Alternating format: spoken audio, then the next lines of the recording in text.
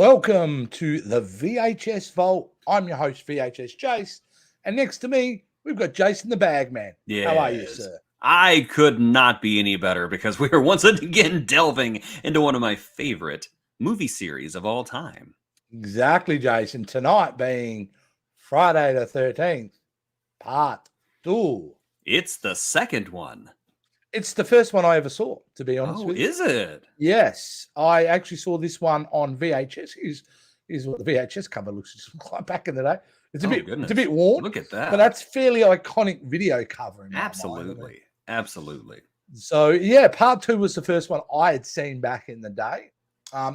Look, I'll be honest with you, Friday the 13th part 2, I probably watched 30 times in the 80s. Same. When I was into this series, I was just all over it.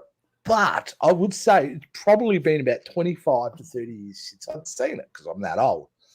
So going back to it was really, really interesting to kind of go back to it. So without like taking the time, let's have a look at background.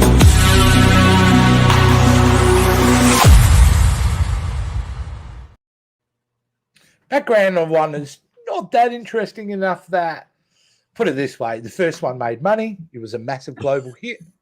So what do? You make another one. Make another one. But what do you do if the killer is dead? Exactly. What do you do?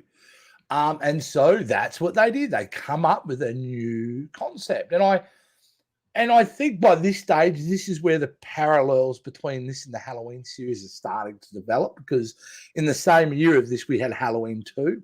Yes. Also from Halloween. Yeah, and the second one is very much about that, unstoppable killing machine. Yes. And, a bit of backstory. So there are some familiar, but that's about it with this one. There's not that much difference, but most of the team are back. Steve Miner directing again. I don't know if you know of a director called Steve Miner who did a few of the Friday the 13th. Also did another great little horror series a movie called House. I love House. House is a great movie.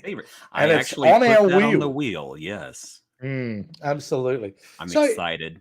Everyone's back. Everyone's back for this one. So, they got this thing in development. While, yeah. They pumped it out a year later, Jason. Yes. A year later. They did not muck around, which is almost unthinkable in this day and age, but that's what they did back then. They did that with Paranormal Activity, I think, didn't they? And a couple of the Saw movies. True that we didn't get them back to back, but it certainly feels like it's in the horror genre that you can quickly kind of pump this out. Well, this is, as much affection as I have for it, this is not exactly high art. No, there's no complicated characters. There's no there's no twists or anything like that. There's no heavy-handed exposition. It's man with knife, don't like kids. That's it. It is, absolutely. So our background info isn't much there. I mean, this is a bad sign. Should we go back, or should we both get naked in the woods? Yeah. So there's an uncut scene where they cut to that sign and you never see it again. The reason is because Jason was our Jason the Bagman quickly like, look what I found in the forest. No one needs this. I'm taking it home. So good work there, Jace. This is I'm taking this with me. Yeah. 40 children have died because of me stealing this sign. Did you come across this dude? Did you come across him? Did he tell you were doomed? Because that seems to be his thing. The funny thing is that's not even the same man from the first movie. It's just there's an entire army of old men out in the woods. Are you sure? Just saying, you're all doomed. You're all... Yeah, there's like 80 of them. Really? Because I thought it was exactly the same actor. It is the same man. I'm trying to make a joke, and you're too slow to get it. So I ruined it. Good one, Buzzkill Jason. Ruined it. Just ruined it. All right, let's have a look at our.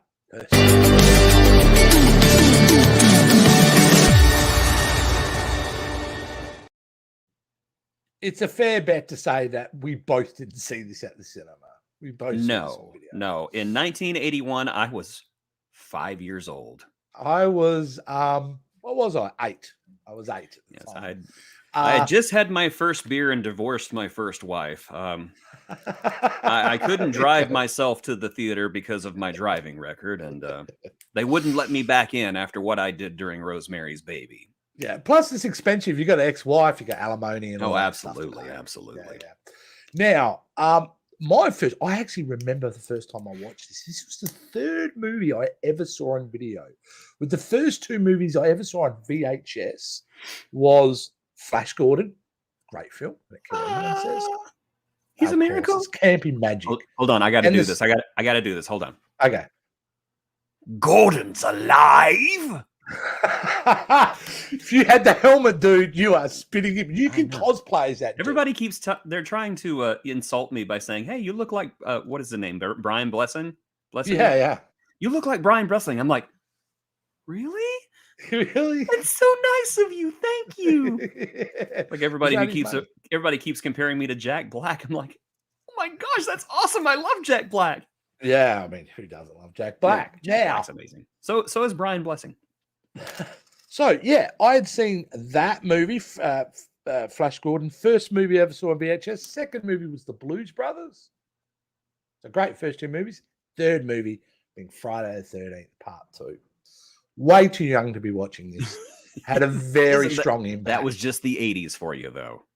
That was the 80s. And I would say this movie and Nightmare on Elm Street are the 2 films that really locked me into horror. After that, I was all about horror. But this movie, like as a young kid, like you're buying it for real.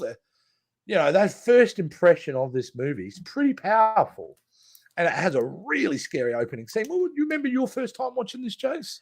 I believe the first time I watched this was not on VHS, but I believe it was whenever it showed up on Showtime in the early 80s. I can't tell you exactly when because my memories back then are all clouded by all of the drinking and drugs that I did whenever I was 5. But it was whenever it was on Showtime, and I remember one scene in particular. And that is, I cannot remember his name. I think it was David, but it was David's death scene. That scene where wheelchair guy gets whacked in the face and his wheelchair rolls backwards. The sick little turd that I was laughed so hard because I thought that was the funniest thing I'd ever seen.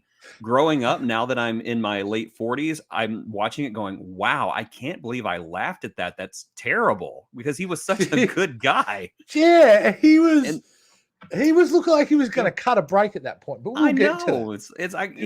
I figured Jason would have ran after him thinking, he's going to get up and he's going to run. He's going to get up and he's going to run. He's going to get, oh my God, he's in a wheelchair.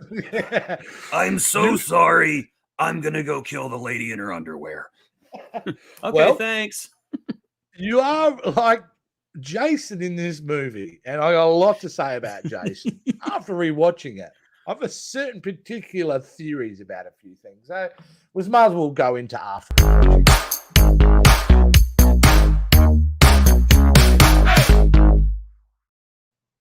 So 80s. It is. It's so wonderful.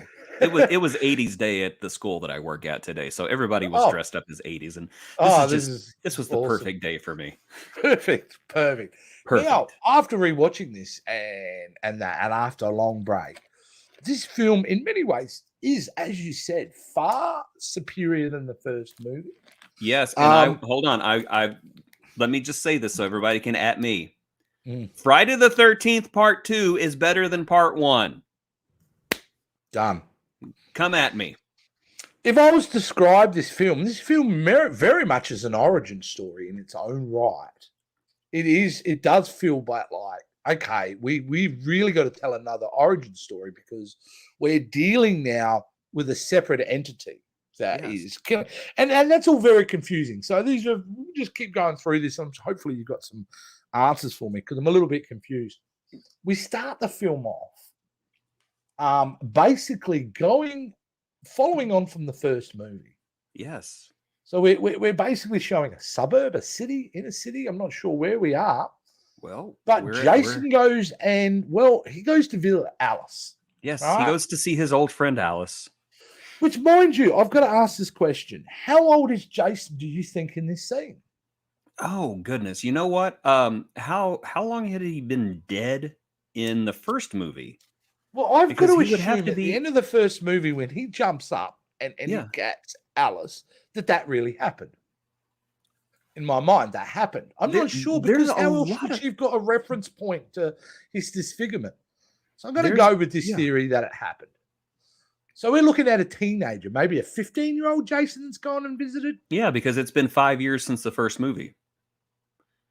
After this scene, it is. Yes. But at this scene, it's only been 2 months since the killings. See, I was confused on the timeline here, because I usually watch these movies twice, but this has been like a crazy week because my daughter decided to take a header off some stairs and break her foot. Yeah, I know how so I've been a little busy with that. But I even have in my notes here, I was like, I'm a little uncertain of the Jason timeline. Yeah, well, I looked it up afterwards. So it's 2 months after where he goes back to visits Alice. And the reason he's visiting Alice is he needs to get revenge for the death of his mother. Yes, he does. What a fun little interesting scene, though, to open it up. Rather tense, rather kind of creepy, but rather considerate by Jason. Yes. And I got a lot of respect for my man J-Dog in this scene, because he kills the final girl, which, first of all, mad props for that. Freddy Krueger would rip that off a few years later and kill his final girl, but he kills his very first final girl. I believe that's a trend-setting thing that he does. And then, knowing that there is a cat in the house, he takes the tea kettle off of the stove to prevent a fire and save the cat. And any man that is considerate enough to think of a cat and spare the cat is okay in my book. I think he's not everyone thinks he's like dumb, but he ain't dumb, because no, he's not dumb in this movie. Would he take his mother's head and make sure while he's doing what he's doing, he keeps it in the fridge? Yeah. Well, it's got to stay fresh. It's got to stay fresh. Right there. Now, farm fresh. Farm fresh head. Like that. So it's a 15-year-old Jason who has gone in to finish the job off. But we cut, like you said, 5 years later. Before you do. Yes. I don't know if you know the reason why Alice was not the main character of this movie. And it's very... No, I don't. Please. It's very interesting, and it is also somewhat disturbing. Now, the filmmakers asked Adrienne King to come back and reprise her role as Alice. She said that she would, but only if she was on screen for a very short amount of time. Because after Friday the 13th became the hit that it was, an obsessive fan started stalking her and actually ended up breaking into her apartment. She has basically been, from what I have read, she's been traumatized by this ever since. I do believe that was it for her acting career. She it was. She hasn't done. She did not do any more on camera work after this movie, although she did do voiceover work for a while. But I think, God, that just kills me, because I think of these movies, and I know this is weird. People are sitting at home watching me say this, or hearing me say this, thinking, "Wow, this guy's a freak." These movies are part of my childhood. They're an essential tapestry to my nostalgia. And in a way, I kind of think that they've made me who I am today, mostly because I enjoy, they made me brave. I would agree. They made me brave because I was always afraid to watch movies like this, but I did anyway. And to hear that somebody who was involved in the genesis of them had to go through such a traumatic thing that left her so scarred hurts. It hurts my heart to hear. It's the dark side of Hollywood, isn't it? It really is. And I always hate this. I hate this for her. I hope that in the years since she's found some peace and comfort in life, because she deserves. I do believe so. And she come back for a couple of documentaries on the series. So she does have fond memories of filming it. Yeah, I'm glad. I'm glad this is not completely tainted, her life. And I agree. Now, the setup of this is basically very similar. This time, 5 years later, we've got a whole group of, again, people working at the summer camp. It worked the first time. Let's do it again. let's do it again. And, quickly we're introduced to a couple of characters who roll into town in their big truck. And, of course, we're very quickly reminded, the audience reminding not only the characters but ourselves that things are going to go pretty bad. And I'm talking about this dude. You're all doomed. Doomed. Which is great. And it's glad to see him out of the pantry, because that was still disturbing while I was hanging out in the pantry in the last film for so long. I wish he would have come out of that pantry like with an open can of beans and a spoon. You're all doomed. Doomed. Do you think that he just does this to everybody? Somebody comes into the store to get some gas, and they're just going through town. You're all doomed. Yeah. Come on, Crazy Henry. Let's go. Yeah, but they're doomed. You're doomed. That dog's doomed. The worst part, he's head of tourism for that town, so he's not doing a great job. Now we get a massive cast of characters introduced. They're not like last movie had 7 or 8. They're not characters. They're cannon fodder, and we all know it. What is it? NPCs, non-playable characters. Yes, very much so. But it's a large group we're introduced to. But you know who stands out to me straight off the bat? This guy. Oh yes. And I'm looking at this guy and going, "Hang on a minute, Jason. Yes. It's really this guy." It's You've got to say, man, like the makers of Ratatouille had used him as a reference. They did, yes. And I gotta say, whichever rat was piloting Jason underneath that burlap sack, the angriest rat in the world. Oh yeah, I thought maybe it was Remy. We were getting a cameo by Remy, which now brings into my ridiculous theory moment. Here we go. Friday the 13th Part 2 is a prequel to Ratatouille. And the reason I say that, because this gentleman here, spoiler alert, he survives. So I'm figuring at the night of the bar, when he's at the bar and he gets left there, because he lives, he doesn't die. Yeah, it just occurred to me. I just assumed that he met his. There is a chunk of people that do not die in this film. Wow. That's so half funny. Of the crew doesn't die because they're at that bar. What, you mean the crew shooting the movie? Yeah, that beats the last. My theory movie. Goes that he's at the bar. He finds out afterwards what's happened. He decides that the trauma of it's so much that he's leaving the country. He changes out his name to Alberto, and then he moves to France, where he takes on a career becoming a chef. Pixar, your job is to prove me wrong if that's incorrect, because that's the way I'm going to live life now, knowing that Ratatouille is a sequel to Friday the 13th Part 2. Well, it kind of makes me wonder: can we put Christine into this theory? Oh, tell me. Because Christine also stars Stuart Carno. That's his name. He was kind of a stand-up comic back in the day. He still does it, I believe. Yeah. He was the star of Christine as well. So perhaps he left, had his encounter with Christine, but I think he faked his death at the end and then moves to Paris. Okay, well there you go.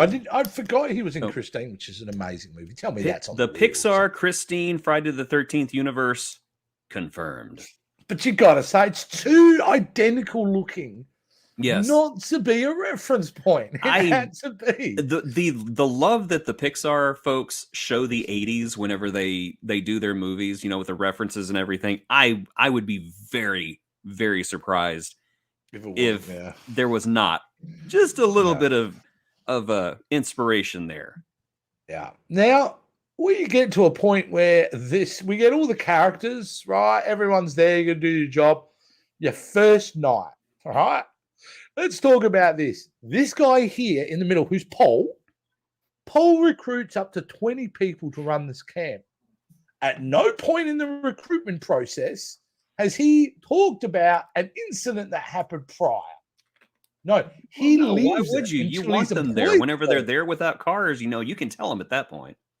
Yeah, I don't think he's got good management skills, Paul, because I don't think I would have been telling the crew what was going to happen.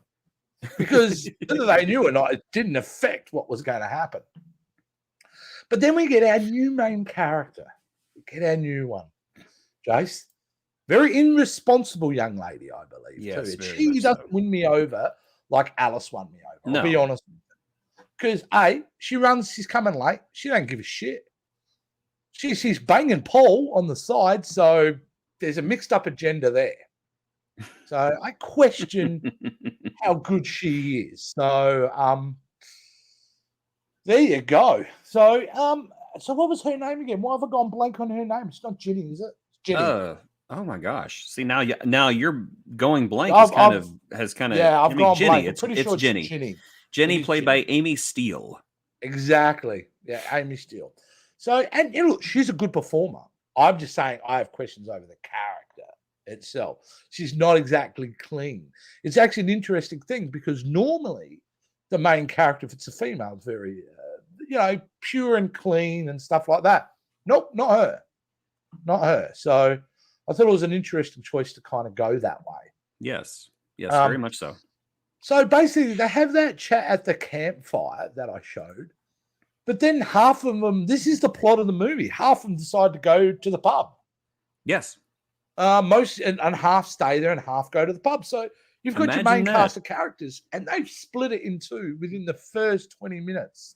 Imagine that. A bunch of people are at a camp. They get told a story about a guy who killed a bunch of people, and then they decide to go to the bar and get drunk and go to the bar, come back. get drunk. And it starts to happen with the first kill straight off the bat. Nobody's doomed anymore. You're doomed. I'm doomed. I'm doomed. Yeah. So let's surprising the doom shot. Song. So, doom, doom, doom, doom. I had the memory. You know how sometimes your memories distort. I swore that he was in the third one as well. There is another crazy old man, but he is a different crazy old man. He's a different crazy old man. Yeah. Because the crazy old man is definitely always part of the first act. I don't remember if the second crazy old man is in part 3, but I do know that there is another crazy old man in part 7. Yeah. So I'm sorry, part 6, because the Crystal Lake has a great, vast, wonderful reserve of crazy old men telling people that they're doomed. It does. Again, tourism, great. The thing is about this movie, it's very much like I said, an origin story, and it's very much a year one story, Batman story for Jason the character. Bit of a soft reboot. In a way, because if you think about it, this version of Jason, because there are two separate, I think, parts to this whole series, and that is 1 to 4 and then 5 onwards. We split it in different. This is a very mortal Jason. Yes. He's fallible. Like, he's not as strong as you think. He's actually quite clumsy. He falls over like 3 times. I know the kill where he's got the pitchfork up on the chair and just falls off the chair for no reason. That is the funniest thing in this entire movie. It's even funnier than the wheelchair guy getting whacked in the face. Yeah. So he's not as efficient nor powerful in very much. It's his Batman Year One story. He's clumsy, learning his trade as he's doing it. But we come in some very great little scenes. I particularly love the sheriff investigating and finding Jason's cabin. Yes, and that is what you get for searching a place without a warrant. Exactly. You're being nosy. All right. By the way, let's just talk about how light and stealthy Jason is, because no one ever hears him. Yeah. But this is what you get, Sheriff. You get it in the back of the head, mate. That's right. With a big hammer. Follow the law, dude. Follow the law. Follow the law. We then move on to, here's that scene from the bar. It's like, half the cast, we've finished shooting for the day. We're going to go to what looks to be a casino as well. Yes, and you can tell it's a casino from the hand-painted sign. Yeah, that says casino. Art direction, they didn't have a lot of money for. No, they did not. But you know what? They did the best they could. They could. Yeah. But the campers didn't do well. The camp guides. What is their official name? Camp counselors. Sorry, camp counselors. Yes. Not the brightest bunch. They never are. No, they're really not. And being that the next kill is, I went straight to it because I don't mind this kill, but this guy, there's a scene before it, which I can't show, where we have a lovely young lady who decides to swim nude in the lake. Yes, as young ladies are wont to do in these movies. They do tend to want to get naked. Crystal Lake waters have seen more skin than most, adult movie theaters. Yeah, 100%. And the guy that you saw upside down with the machete to his throat, he was pining after it. He stole all her clothes. Yes. But he then gets caught in that trap. Now, the question I've got for you, Jason, is that a trap that Jason laid, or did he just walk into an animal trap? I want to say he walked into somebody else's trap, although it could have been a Voorhees trap. I don't know. They never really survived for 5 years out in that wilderness. Oh yeah, you know, he's got to have some skills, right? Yeah. I still like my theory that he was helping his mom in the first movie, because that's how. That's how he was throwing bodies through windows and hoisting men off. Well, how did that guy get pinned up on that door? He didn't. Yeah, it was Jason. Jason was doing it. He was like, absolutely. Do you love me now, Mama? Yeah. Keep that bag on your head, boy. Enough that he was always around that he witnessed the beheading. I know for the fact that he witnessed. Well, they said in this movie he saw it happen. Yes, exactly. Yeah, you're right. Yeah, I don't know how they know that he saw it happen. Maybe Jason wrote a memoir in those 5 years. You know, I don't know, but maybe they read. But these kids don't strike me as readers, though. No, but the kills in this movie, they're starting to amp up. We're starting to see quite inventive ways to kill people. The one I just showed there with the machete on the neck. Sorry. Which, incidentally, if he would have just respected women, he would have lived. Mate, that is the moral mission. There we go. Talk about how respect women. Exactly. I learned that lesson while watching these films. And this is the lovely young lady who was swimming nude at the time. She's clothed here. But her kill is just that shot. Yes. We don't actually see it happen.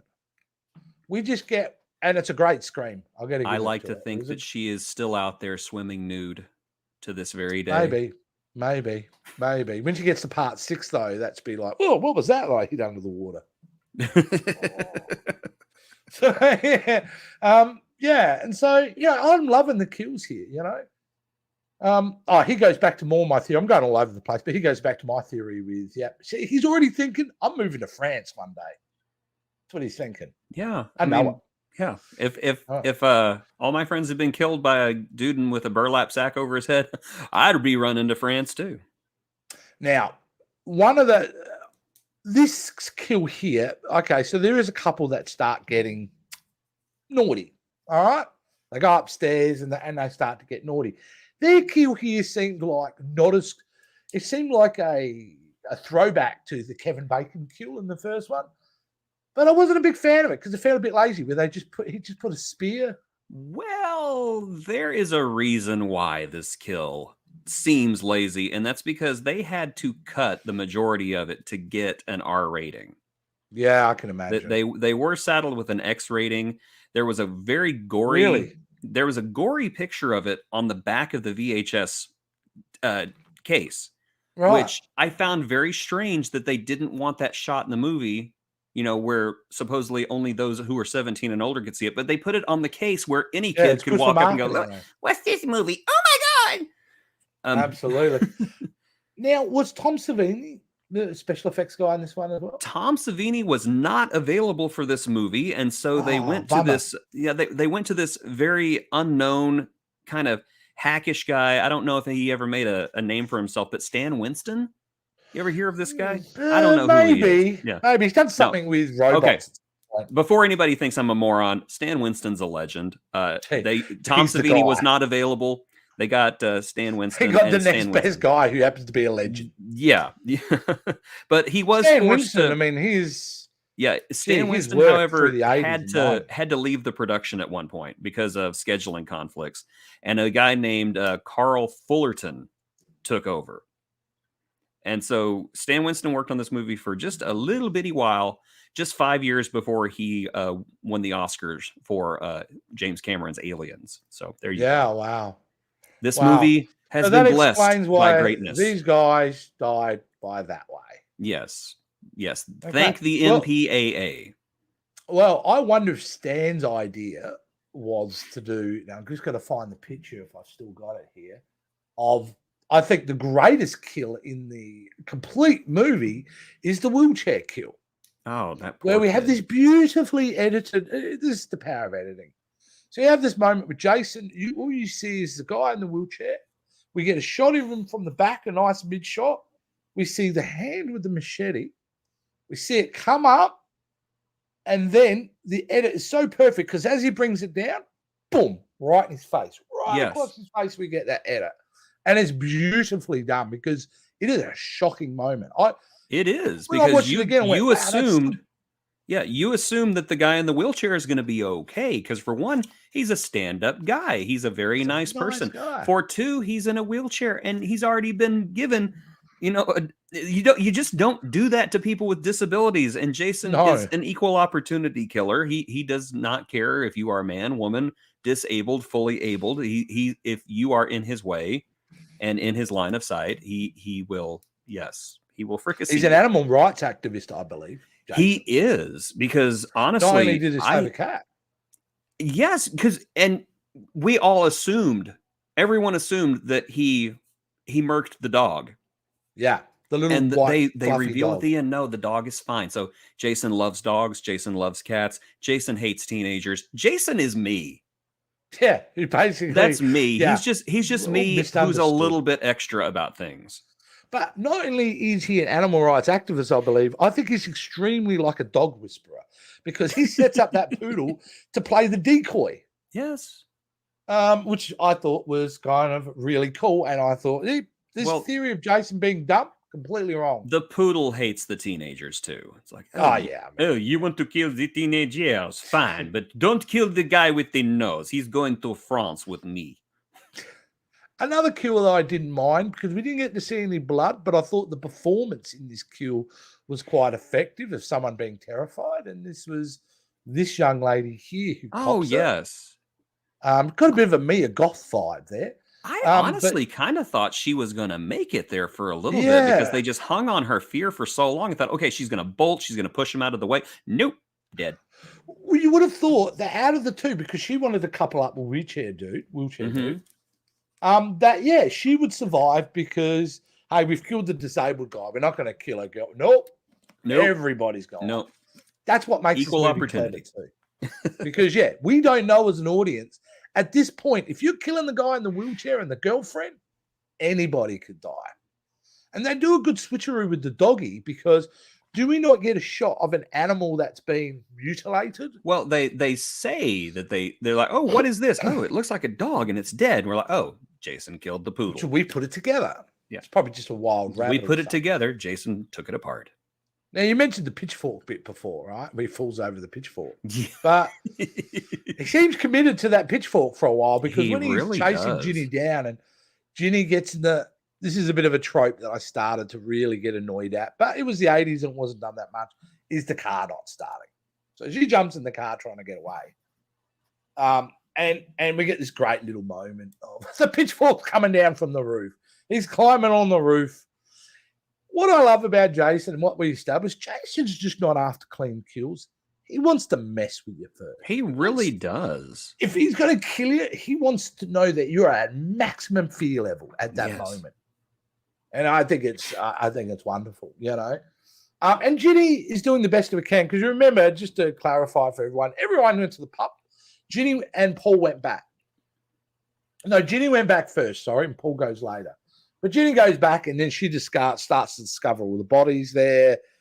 And Manderson's shoes. We get Jason involved.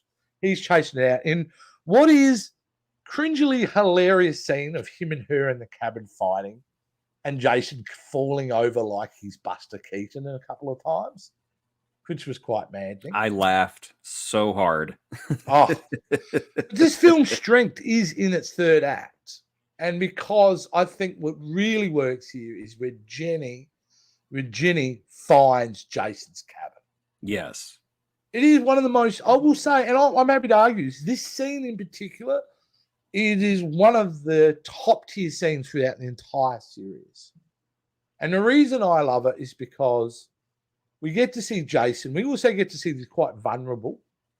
And we get this moment where Ginny basically comes across this. I don't know how you would react seeing this. Mummy's head. Mind you, see how he's perfectly laid out the jumper? Yeah. And he's got candles around there. It's gotta smell bad in there. It's gotta smell like mold and old lady. Yeah, it's quite perplexing because let's face it, his house, his cabin, it's pretty shoddy, hey. But you know what's not shoddy, Jason? What's that? His sack, his head sack. Oh, it's immaculate. Really clean. Look how clean that You would think it would at least be, spattered with blood or something, but no, he's looking slick, and I dig it. Yeah, I think he appreciates his head mask, his head. And sack. who wouldn't? Who wouldn't? Now I got and this is the obvious question because it's done for Hollywood, but really, if you were to make this today, would you ever put a mask on Jason? Why would you put a mask on him? Well, because if you want to hindsight is 2020. People, yeah, hindsight is 2020. It looks silly now. Back then, I bet that was pretty terrifying. And I'll tell you what's terrifying, and I know why they did it because they were setting up for this particular shot. Yes, which is him jumping out. And then the makeup effects on that is great. That's got to be. It is. It's wonderful. Yeah. Well, you also have to understand that they were also they made Friday the 13th because Halloween exists. They did it because they wanted to rip it off and make money, and they did. The costume that Jason wears in this movie looks exactly like a killer from a movie called The Town That Dreaded Sundown that was made in 1976. The only difference between Jason's costume and the costume killer in that movie is that Jason's costume only had one eye hole. That's the difference. So even this proto design of Jason was ripped off of somewhere else. And we didn't get anything original until the third movie, whenever he puts on that hockey mask, because that hockey mask it's his. That is Jason's hockey mask. Watching this again, it occurred to me when I'm watching it, this is a fascinating series because it's really not until halfway through, almost to the third act of the third film, do we get the iconic look. Yeah. And I don't want to give away spoilers when we do part 3, but part 3, it's a long time before he gets that hockey mask. Yeah, don't give away spoilers for part 3. People won't know that anybody gets killed in it. Yeah. Next thing you know, you're going to tell us that there's sex and nudity. Well, yeah. Now, I think, with the sex and nudity here, it really, the reason they put that in, it really got very strong Christian messaging there, isn't it? You can definitely feel that these were baby boomers that wrote this series. Oh, very much so. Because it is about very old traditional things. Well, if you sin, and it feels very much that's part of it, But hey, as a emerging young boy at that time, I'm sorry, I was a fan of nudity. I wanted to see it. So I have to admit, I was too. Yeah, I wanted to see. I can't imagine any young boy who wasn't. But all right, how about that though? The way he gets, like, even when I saw it the first time, I'm like, he ain't dead, man. You just done his shoulder in. You can kill this dude. And I was thought, like, why wouldn't you have just put one to the head, Jenny? You had one Randy job. had not given his rules of scary movies yet, so nobody knew. Nobody knew about double tapping. Nobody had seen Zombieland yet. No, that's right. But I kind of blaze past it. But this scene of Jenny putting on the jumper and having the presence to pretend he was mum, and Jason's little head tilt. Like, it's, when you talk to your dog or your cat and they go, like, it felt very animalistic that he was like, is that mum? Shit, mum, you're looking good. Last time I saw your head on the desk. Your head is back on your body, mom. Yeah. Great scene, though, eh? Like, tense as hell. Oh, yeah. And that was really great. Tension is something that these movies don't often do.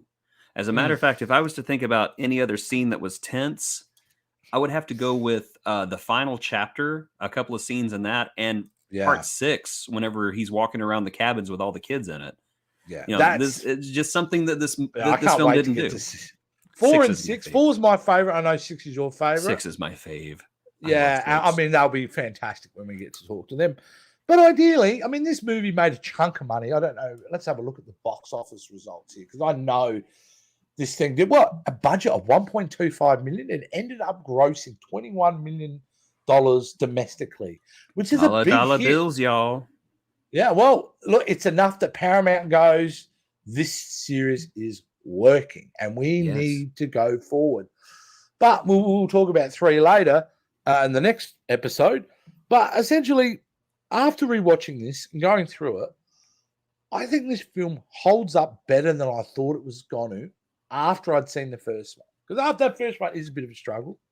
And seeing this, I'm going, nah, they are building the formula here. They've got the right character. They haven't worked out all the kinks yet. But it works really well. So, and clearly the audience wanted to see more and more of it. Yes, and I have to agree. I think they took everything from the first movie, which was a bit of a struggle bus to set through, and improved it and refined it, and it gets better with the next movie, even though they do the stupid 3D gags in the next movie.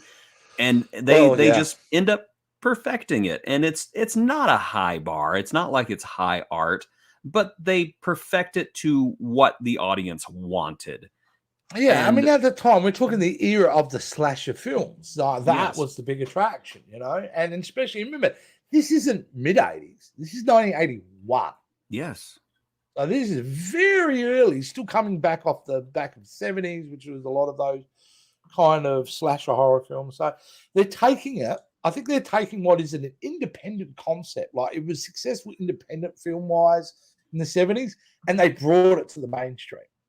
That's what I think the genius of this series is. It made it that, mum and dad might go and see the film.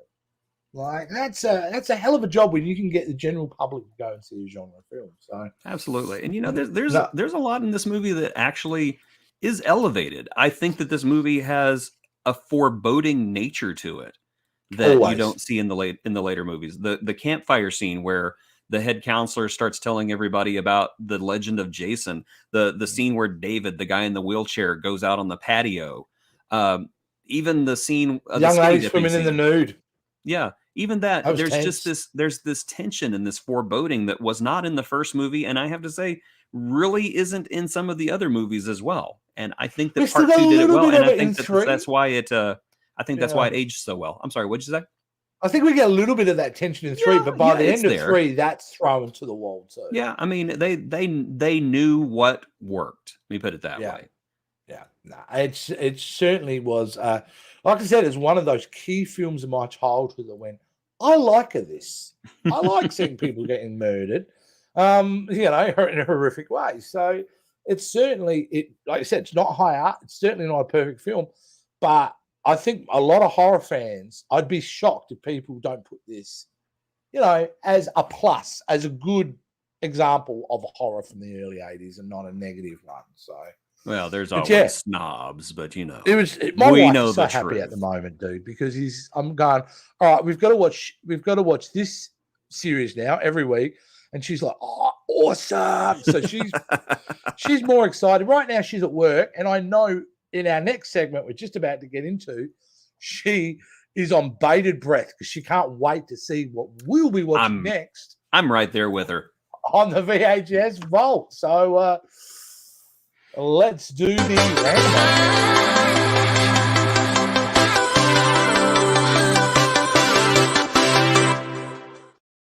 Randomizer 2000. It sounds so futuristic. Yeah, absolutely. And it's not. It's just a wheel. So here we go, guys. And just a reminder, I've got to reinforce this. Every second show, we do Friday the 13th series, retrospective series. That ain't going to change. But in between those shows, we need to be watching other things. And that's where the wheel comes in. So, Jason, let me spin the wheel, the genre wheel, as we'll call it. Here we go. Genre where it lands, nobody knows. Turn. Tell us the genre that we will. Well, we're back in the science fiction fantasy realm. That brought us Ator last time. How fun. It brought us Ator, the fighting eagle. He never fought any eagles in it. Spoiler. That was a little. So, knowing that science fiction, we need to go to that wheel. Let's have a look. Sci-fi fantasy.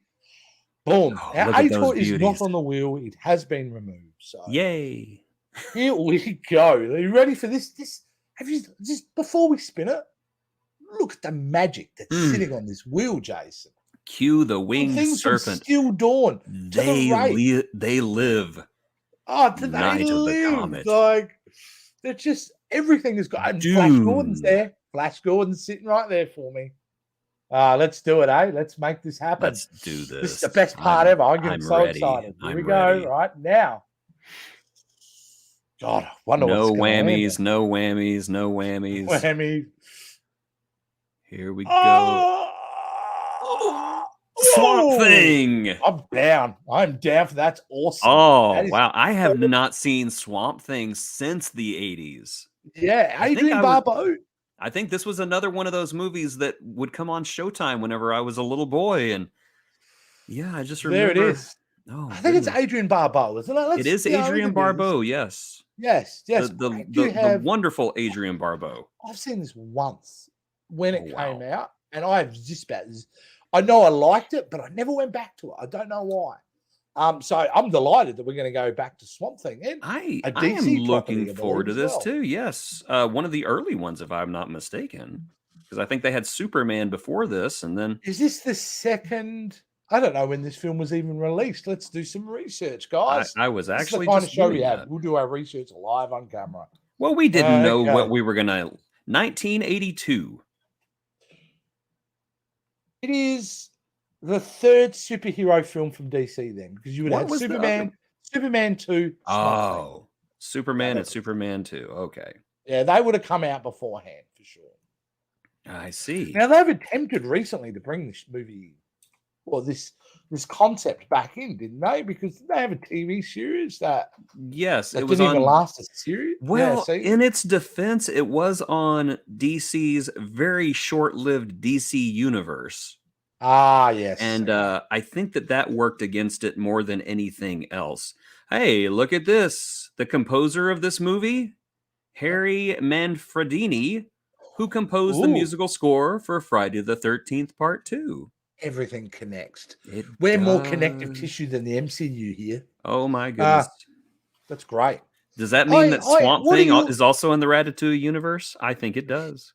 I think it does, absolutely. This was directed by Wes Craven? Yes. Shut up. This was this his film. It's his film definitely before Nightmare on Elm Street. I thought this might have been... And it was written by Wes Craven. How? Yeah, this is him all the way. This is him all the way. Wow. And if you don't know who Wes Craven is, Google it, people. If you don't know who Wes Craven is, get out of our sight. Yeah, I'll even defend people under the stairs. I don't care what anyone says. I like that. I don't think I've ever seen that one. Oh, yeah. Oh, we'll have to put that on the wheel. But there we go, guys. We've talked Friday the 13th Part 2. Next show in 2 weeks, we'll be talking Swamp Thing. So I'm super excited about that. I think makes up for Ator spin. Is that we get Swamp Thing? So I enjoyed Ator. I I do too. I more enjoy Keogh, the cocaine bear. I really like that Keogh. So, it's a fun movie. I will stand by. If you haven't seen that, go watch that episode, because what Jason says there, and I agree with, movie is ripe for a remake. So if you're out there and you got the money, remake this film. Yes, please do. So, all right, guys.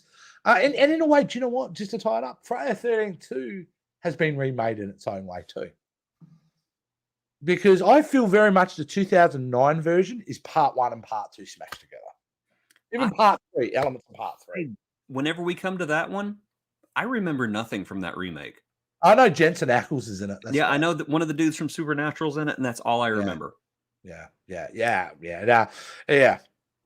don't know how I feel about it, but the design of Jason's great in that one. But anyway, here we go. Everything's connected. We're one big universe. We'll see you on the next episode when we're going to be watching Swamp Thing, guys. So you got 2 weeks to watch it. I don't know. Would it be on HBO Max or something? Let me find out for you. There you go. Look, we're look at that. Here we go. We are. We serve the community, Jason. That's the whole idea. We're serving the community. Okay. Swamp Thing is currently you're able to watch it for free on Tubi. Awesome. Well, I don't have a Tubi account, but it looks like I'm getting a Tubi account because I'm cheap. One. It's fun. It's fun. I love Tubi. Excellent. All right, guys. Thanks for watching. We'll see you on the next episode of VHS Vault.